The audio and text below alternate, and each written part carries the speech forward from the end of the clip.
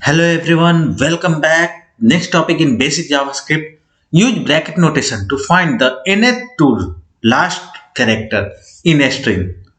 You can use the same principle we just used to retrieve the last character in a string to retrieve the nth to last character.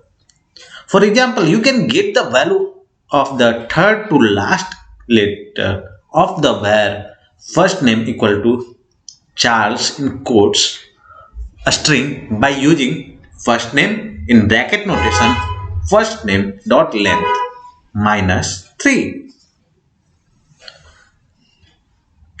So in example where first name equal to Charles and where third to last name letter equal to first name in bracket notation first name dot length minus 3.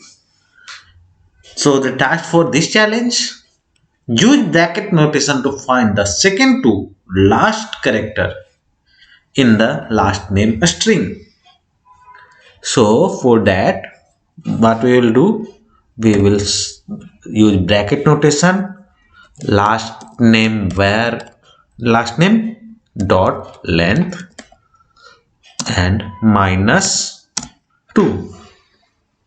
It should work. So run the test and it's successful. Download my solution and thanks everyone for watching. See you in the next video. Till then, bye bye.